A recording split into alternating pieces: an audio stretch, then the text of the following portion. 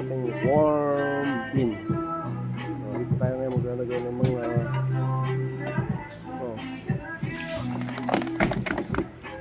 itlog.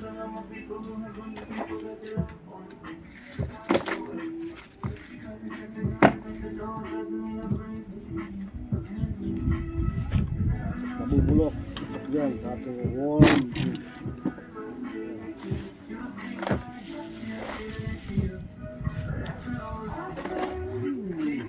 Balat ng saging, balat ng papaya, tissue,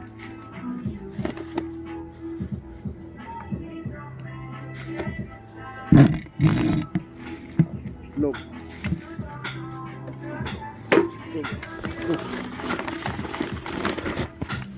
papel,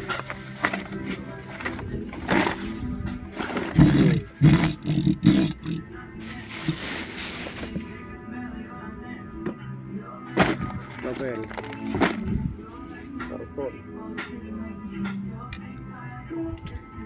karton, Goldilocks, karton,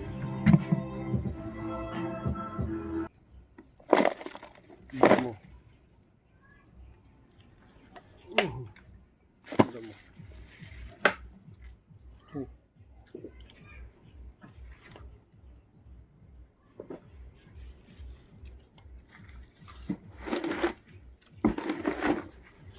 okay.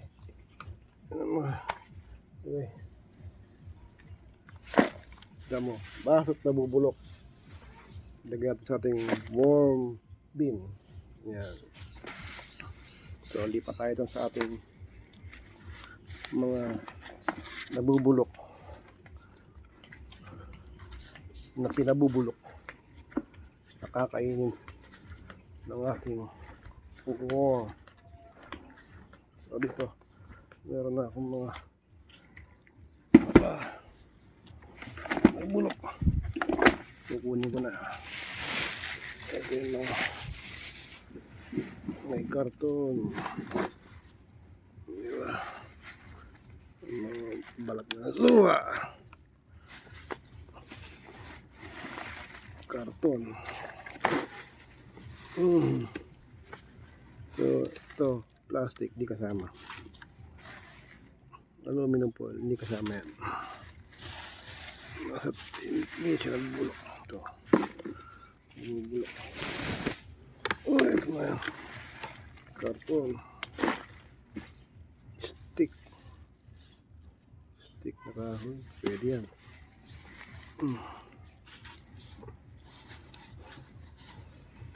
Plastic, hindi pwede.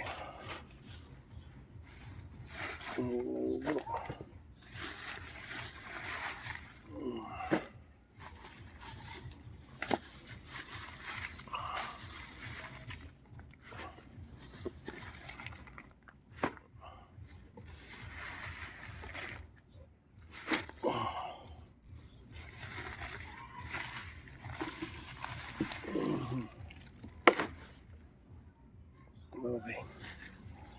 Hindi mo nagbubulok yan. Hindi ba ito kaya rito? Sakot lang. Bubulok. Bubulok.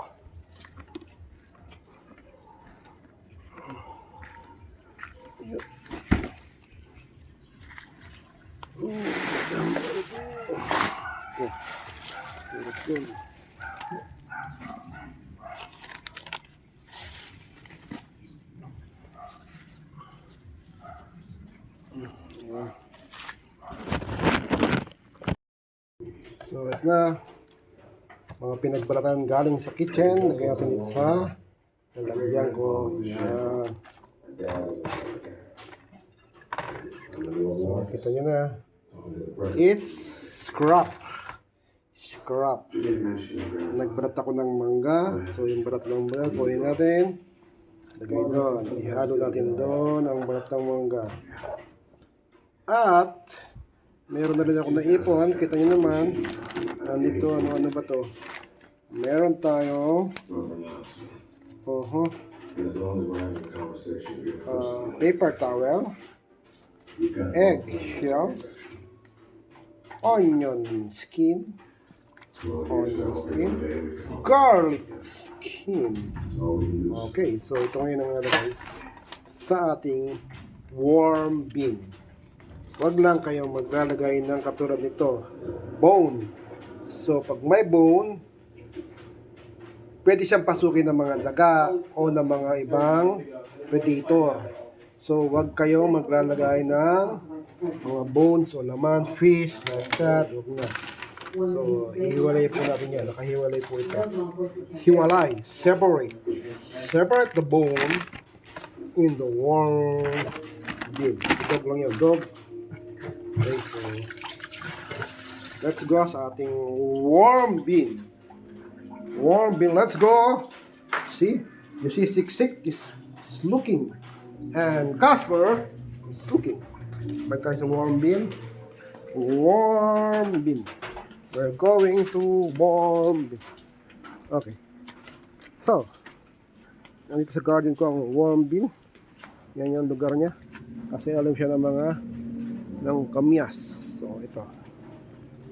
So, yun na. Ilagyan ko siya ng mga iba-ibang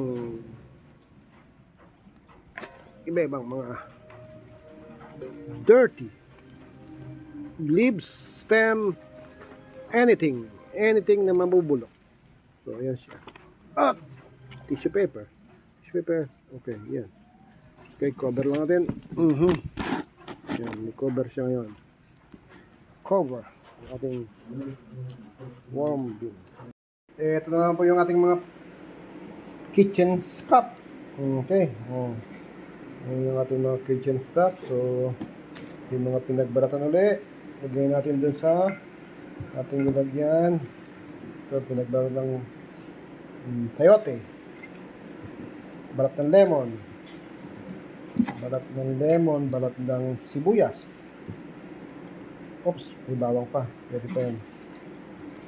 Ayan, mga pinagbaratan. Pinagbaratan po. Ayan. Walang tapon. Ang pinagbalatan, lalagyan natin sa ating warm bean para magandang pakinggan. Warm bean. Sa Tagalog, bulate na lalagyan ng mga nabubulok na bagay-bagay. Oops, ito pa. Ito tayo sa ating warm bean ngayon.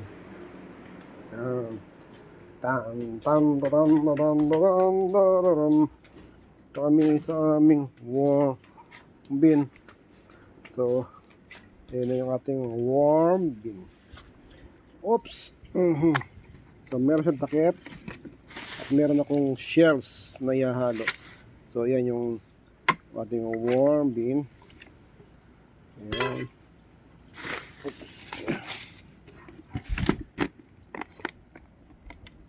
Tinakpan. Ito yung isang balding lupa na stock ko. Yung mga ano rin to na may mga nabulok, may mga bato-bato. Ay tatapon natin yan dito sa ating warm bean. Naglagay na rin ako dito ng bulati na konti. Tingnan nyo yung mga bulati ko nandyan. Ayan o. Diyan sila naka-stay. So ganyan sila kakonti. Hanapin natin baka sila. Ayun o. Ayun. Yan sila. Doon sila sa katago sila ron. Yan ang bahay. Pinakabahay muna nila. Ngayon tatabunan ko na yan ng lupa. Yan. Tapos karton. Okay. So bubuhos natin to. 1, 2, 3. Yan. So ito. Bubuhos nyo yan gano'n. Yan. So mula doon. Ayan. Dahil nag-iisa lang ako. Ayan. Tabunan lang natin. Isin lang natin itong mga wire. May wire kasi. May bato-bato. Alisin ko lang itong mga hindi nabubulok. Alisin natin. Yung nabubulok. Lagyan natin. Kasi ayan, lupa.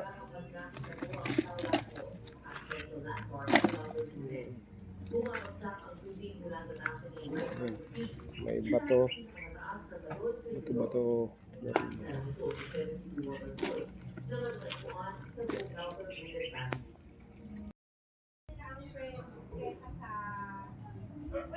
Let's visit my warm bin.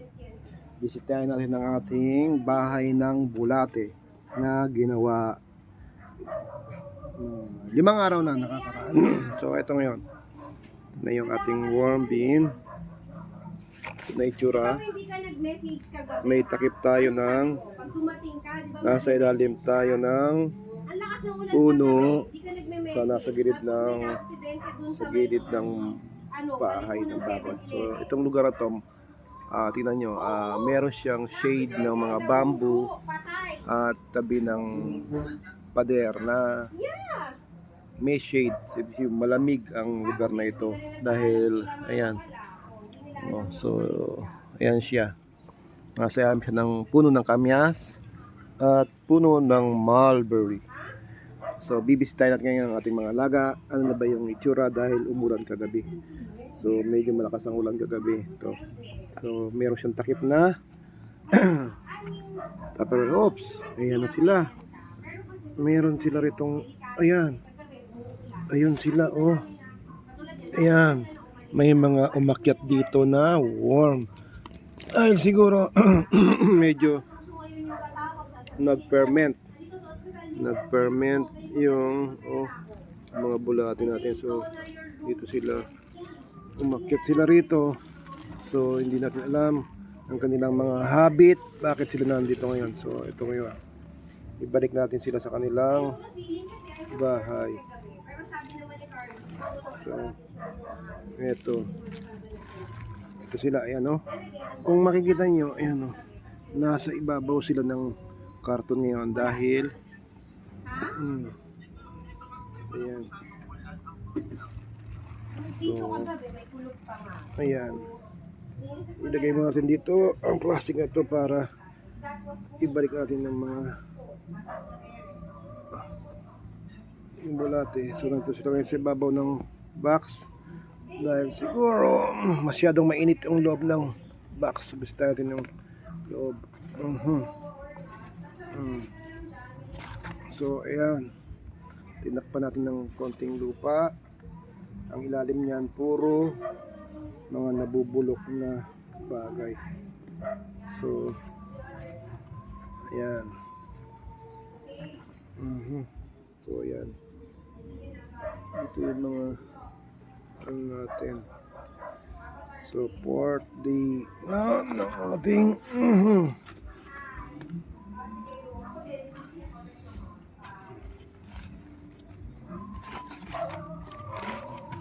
ito, nilalagay ko lang itong mga ano para meron silang pinupuntahang tuyo. Ayan sila. So nandito sila ngayon na stay. Ayan.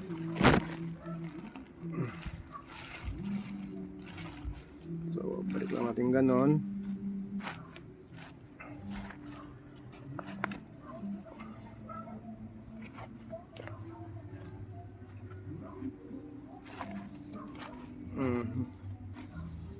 Tapos takpan natin ulit.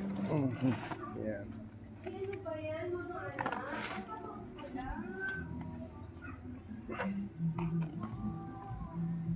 So ayan. Ayan ang ating warm bin.